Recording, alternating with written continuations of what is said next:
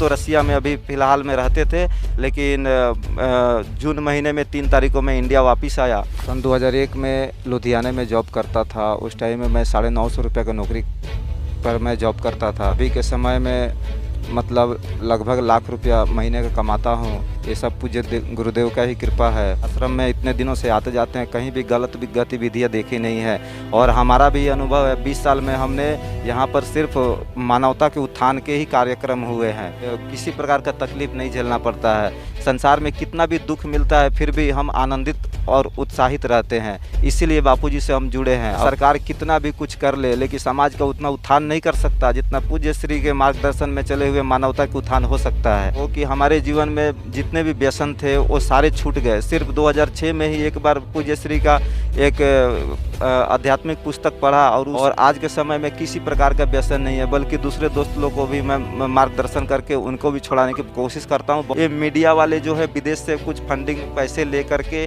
और उनको बदनाम करने की कोशिश कर रहे हैं कि हमारी भारतीय संस्कृति से किसी तरह से हिंदुओं की नफरत हो जाए। मालूम होगा कि बापू पूर्ण तरह से निर्दोष है और ये सब विदेशी षड्यंत्र के तहत जो है हमारी भारतीय संस्कृति को खतरे में डालने की पूरी कोशिश किया जा रहा है। सत्संग होता है, हमारे शरीर में कोई व्याधियाँ न हो, इसके लिए पहले से ही उसका मार्गदर्शन किया जाता है। तो हर तरह से यहाँ पर हमारी उत्थान के लिए, भारतीय संस्कृति को बचाने के लिए ही कोशिश किया जाता है। सरकार से यही मांग करेंगे कि एक लड़की की आरोप पर बापूजी को आजीवन कारावास हो सकता है और यहाँ पर करोड़ों हमारी माता बहनें हैं जो हमेशा बापूजी के लिए तड़प रही हैं, रो रही हैं, बिलख रही हैं। उनकी भी आवाज़ सुना जाए और बापू को निर्दोष बरी किया जाए। रसिया में जॉब करते, अभी लॉकडाउन के कारण, कोरोना वायरस के कारण ये भारत में आए हैं और बिहार के रहने वाले। उन्होंने बताया कि 2001 से संत आसाराम जी बापू से जुड़े करीबन 19 साल हो गए। तो 19 सालों से संत आसाराम जी बापू आश्रमों में आते हैं। बोले जो भी आरोप लग रहे हैं, आरोपों में कोई सच्चाई। श्री के पास मैं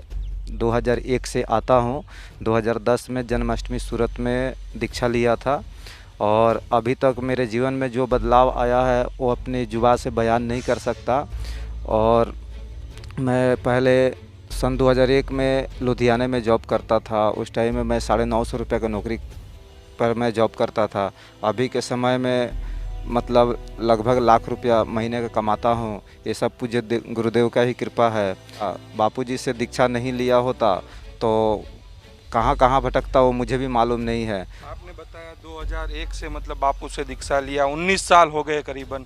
और अभी जो है आसाराम जी बापू पे आरोप लग रहे हैं। आसाराम जी बापू जोधपुर जेल के अंदर बंद है, उनको आजीवन कारावास तक की सजा हो गई। उसके विषय में क्या कहोगे? वो सब बेबुनियाद है। पूज्य श्री से के साथ में करोड़ों हमारी माता बहनें जुड़ी हुई हैं और उन सब का यही कहना है, जो 30 साल 40 साल से जुड़े हैं सभी कहते हैं कि नहीं, पूज्य श्री के साथ में ये सब अन्याय हो रहा है कि हम लोग इतने नज़दीक पास में रहते हैं, आश्रम में इतने दिनों से आते जाते हैं, कहीं भी गलत गतिविधियाँ देखी नहीं है।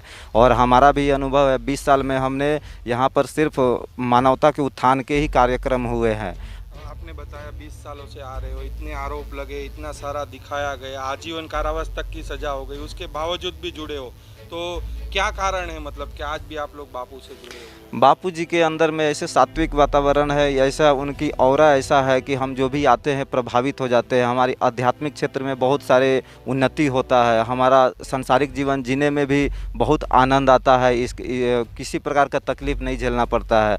संसार में कितना भी दुख मिलता है, फिर भी हम आनंदित और उत्साहित रहते हैं। इसीलिए बापूजी से हम जुड़े हैं। सरकार कितना भी कुछ कर ले, लेकिन समाज का उतना उत्थान नहीं कर सकता जितना पूज्य श्री के मार्गदर्शन में चले हुए मानवता का उत्थान हो सकता है। मतलब समाज में रिश्तेदार में जाते हो, अब संकोच नहीं होता? नहीं, कोई संकोच नहीं होता है। हम तो डायरेक्ट यही बोलते हैं कि देखो, मेरे जीवन में सिर्फ एक साधकों से लेकर के देखो कि हमारे जीवन में जितने भी व्यसन थे वो सारे छूट गए। सिर्फ 2006 में ही एक बार पूज्य श्री का एक आध्यात्मिक पुस्तक पढ़ा और उसी दिन से मेरा चाय और उसके बाद में छोटे मोटे कोल्ड ड्रिंक्स के जो नाशे थे सब छूट गए। और आज के समय में किसी प्रकार का व्यसन नहीं है, बल्कि दूसरे दोस्त लोग को भी मैं मार्गदर्शन करके उनको भी छुड़ाने की कोशिश करता हूँ। बहुत सारे आदमी छोड़ भी दिए, मांसाहार भी छोड़ दिया। मैं भी 2006 के पहले मांसाहार करता था, सब छोड़ दिया। किसी चीज़ के लिए मेरे जिह्वा जो है, चाहे मन ललायित नहीं होता है, वो सब पर जो है घृणा होता है कि वो सब चीज़ अच्छा नहीं है, राक्षसी वृत्ति है। और उससे मेरे जीवन में बहुत सारे सुधार हुआ जो हम अपने जुबान से बयान नहीं कर सकते। आपने बताया कि पहले कैसे मतलब बापू से कैसे मिले और कैसे उनके शिष्य बने, क्या मैं देखा था? मेरे भैया जो है लुधियाने में जॉब करते थे। वहाँ पर वो 2001 में पूज्य श्री का साहनेवाल लुधियाना में सत्संग था, उसमें उनके साथ में मैं गया था। तो वहाँ पर मेरे को बहुत अच्छा लगा। उसके बाद में मन में कुछ मेरी तमन्ना था कि हे गुरुदेव, अगर मेरी ये तमन्ना मन्नत पूरी हो जाएगी तो हम आपसे दीक्षा लेंगे। मेरे 2008 में जो है पूरा सपना पूरा हुआ। 2010 में मैंने दीक्षा लिया और उसके बाद से मेरे जीवन में इतनी परिवर्तन आया है कि मैं नहीं बता सकता।